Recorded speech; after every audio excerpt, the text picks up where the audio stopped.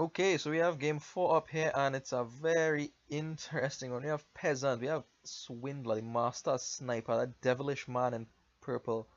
We have a couple trashers in Count and Alter this Fairgrounds and Distant Lands for lots of extra points. Now, my opponent goes with a Swindler and an Ironmonger. I go with the Peasant and the Ironmonger. Now, Ironmonger Swindler is real good at getting to 5.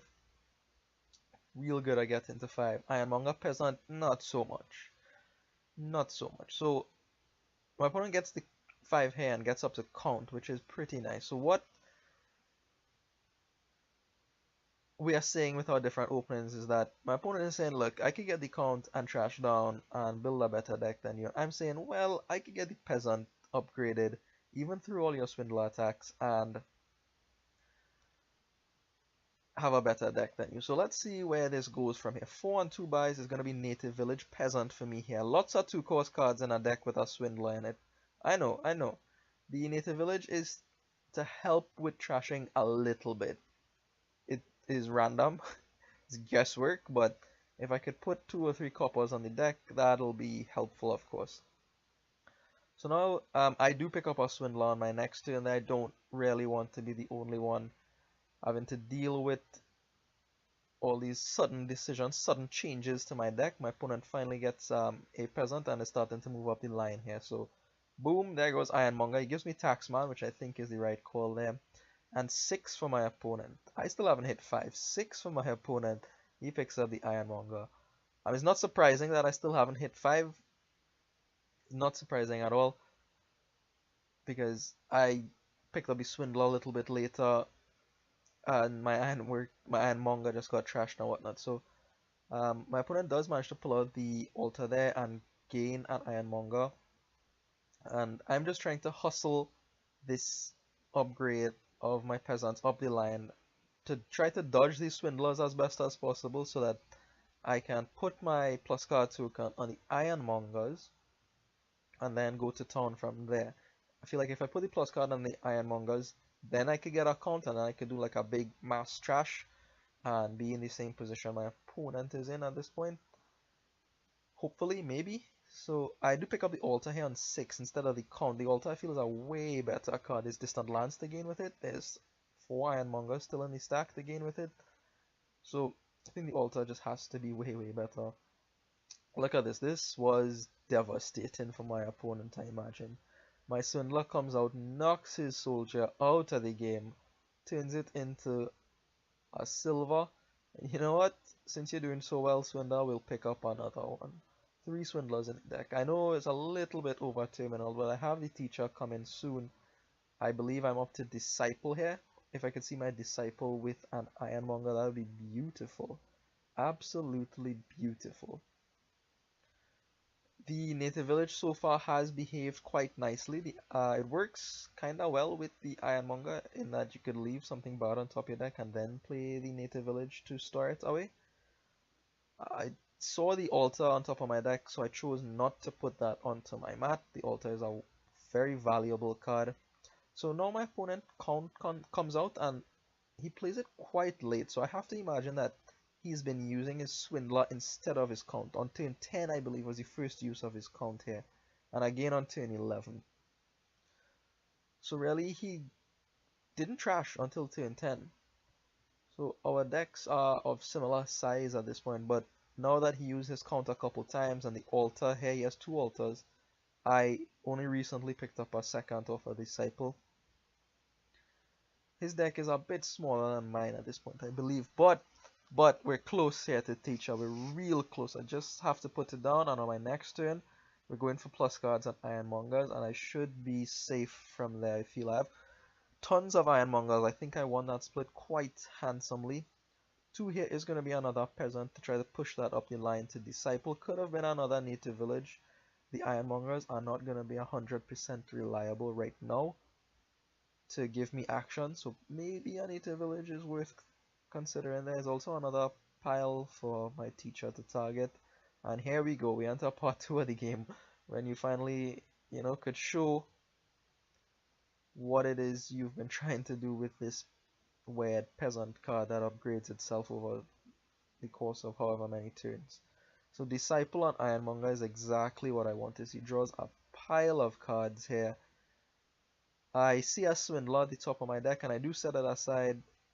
Maybe I should have just drawn into it and then set aside something else, but whatever. I felt like putting it aside was the better thing to do here. Swindler knocks an Ironmonger out from my opponent and knocks a Peasant out. Brilliant strikes. Brilliant strikes by the man in purple. Feared by so many. You know, they want to ban him. They don't want to have him in games. But I love this man. I love this man. He makes games so much more interesting. Couple altars here to pick up a couple distant lands, and we are on our way with the distant lands. Now that pile will empty, the Ironmongers are out, so we just have to keep an eye out for 3-pile endings, especially with Swindlers flying about. And also with Disciples in, well, in my deck anyway, my opponent doesn't have a Disciple. I've just killed his Travelers, unfortunately for him. And our Duchy for my opponent, he seems to be going for some points here, grabbing some points. So Ironmonger turns up 2 curses there, which was not at all pleasant whatsoever. Really makes me feel over terminal on this turn anyway. So I figure the Soldier I need to play to turn that into a Disciple. Teacher has to go on the mat. That'll help deal with my future action problems. And you know what? Let's go with our Swindler. And we turn one of his altars into a gold with enough money to pick up a distant land. So part of the reason for playing the Swindler was the attack part was to have enough money to pick up a distant lands there. We so happened to knock an altar out of my opponent's deck, which I'm real happy with. Real happy with. So Native Village, he gives me back a Native Village, maybe not wanting to lower the estate pile. That's something Swindler does. And he picks up a distant land. So put the plus action card on the Swindler, and we are gonna have a lot of fun right now if we could see all 3 of our Swindlers. So this is what I had envisioned by putting 3 Swindlers into my deck, that eventually I'd be able to play all 3 of them quite nicely, and that is devastating. Really, you don't want to have you know, the top 3 cards of your deck just knocked out and replaced by whatever your opponent decides. So bang, altar goes away, bang, Swindler goes away. Didn't find all 3, but those are 2 pretty good hits. Going to turn this curse into the last distant lands here, and I believe by the last distant lands here, I'm not really worried about my opponent piling out on me. So I feel pretty comfortable taking it. And we get the second Disciple. So things are going real well here. I felt like if my opponent had trashed with his count instead of playing the Swindler, which I felt is what happened, he would have won this game. Because I didn't get my trashing until way later into the game. Way later. And I felt like that was bad. I felt like I really played the beginning of this not smartly enough to get to count to start trashing down. Because a thin deck is also a good defense against Swindler. Like a good deck is a good defense against any attack. So really, that is something I felt like I really should have picked up the count. I still don't have a count, by the way. I still don't have a count because, well, the altars are doing real good work. But I felt like the beginning of the game, I should have picked up a count somewhere. Somehow, I should have tried for it. But my opponent delaying trashing allowed me to get away with that. And now I'm just looking to pile out the estates and hopefully win this game in short order here. Maybe Swindler could do it, maybe Disciple and Altar could do it. Let's see. There are many avenues to win it here. I could also Disciple Swindler twice and then use Altar to gain a Swindler. Lots of avenues for winning here, and I have a points lead. Not comfortable, but I do have a points lead. My opponent bought a province on his last turn here.